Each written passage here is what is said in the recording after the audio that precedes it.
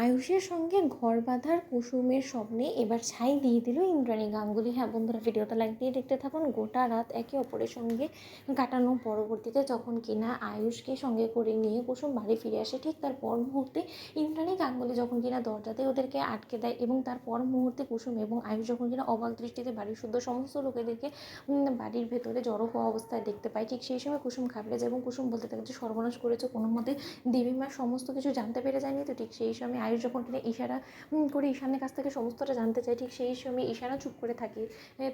তার পর মুহূর্তে রাজশেখর গাঙ্গুলি যখন বলতে থাকে যে ইন্দ্রাণী আজকে না জানি কী করে, হায় ভগবান তুমি দেখো। ঠিক সেই সময় এই কথা বলা মাত্র ইন্দ্রাণী গাঙ্গুলি যখন মীনাক্ষীকে বলতে থাকে যে ছোটো, তুই এখনও দাঁড়িয়ে আছিস, তোকে বলেছি না সময়ের কাজ সময়ে করতে শেখ। আমার পরবর্তীতে এই বাড়ির দায়িত্ব তো তোকেই নিতে হবে, তাই না? তুই শাশুড়ি মা হতে চলেছিস, তাহলে তুই নতুন বউকে বরণ করবি না? তার জন্য বরণ ডালা কোথায় বল? এই দীপালি, তুমি এখনও পর্যন্ত দুধে হালদার থালাটা কেন আনোনি বলো তো?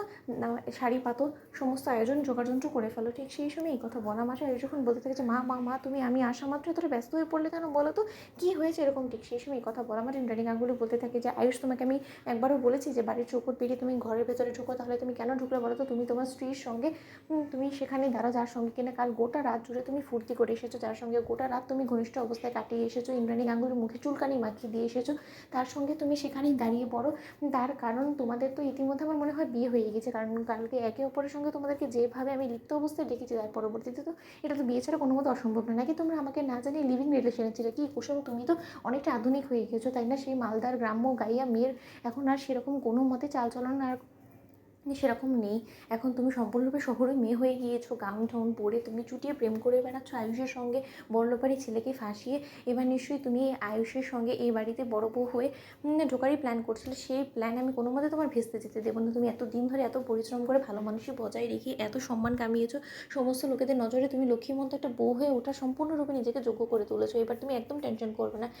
ঠিক সেই সময় মীনাক্ষী যখন কিনা বলতে থাকে যে আয়ুষ তুই কেন বুঝতে পারছিস না বলতো, তোর মা রীতিমতো কুসুম এবং তোকে সাদরে বরণ করে ঘরে তুলতে চাইছে। কারণ আর যাই হোক না কেন, তোরা হয়তো বা গোপনে নিজেদের বিয়েটা সেরে ফেলেছিস, নয়তো বা স্বামী স্ত্রীর মতন একে অপরের এতটা কাছাকাছি কালকে যে অবস্থা দিদি তোকে কে দেখেছে, তার পরবর্তীতে আর যাই হোক না কেন কোনো মতেই তো স্বামী স্ত্রী ছাড়া অন্য কোনো কিছু হতে পারে না, তাই না? কিন্তু এরকম একটা বড় সিদ্ধান্ত মাকে কোনো কিছু না জানিয়ে তুই কী করে নিয়ে নিলি রে আয়ুষ? বলতো এটা তোর বড় বিশ্বাসঘাতকতা কী করে করলি? এই মেয়ে না হয় নির্লজ্জ বেহায়া, যেই কিনা তুই স্বপ্ন দেখিয়েছিস ওকে যে রাতারাতির মধ্যে বড়লোক বাড়ির বউ হয়ে যাবে, সেই স্বপ্নে না হয় গুলে গিয়েছে, কিন্তু তুই তো সবসময় এই পরিবারে ছেলে ছিলিস। তাহলে এই পরিবারে কাউকে কোনো কিছু না জানিয়ে দিদিকে অন্ধকারে রেখে তুই এরকম একটা ঘটনা ঘটানোর আগে একবারও তোর বিবেকে বাঁধলো না? একবারও ভাবলি না যে তোর মা প্রেস মিডিয়াকে কি জবাব দেবে? তো বন্ধুরা, ভিডিওটি ভালো লেগে থাকলে লাইক এন্ড শেয়ার করে সাবস্ক্রাইব করতে ভুলো না।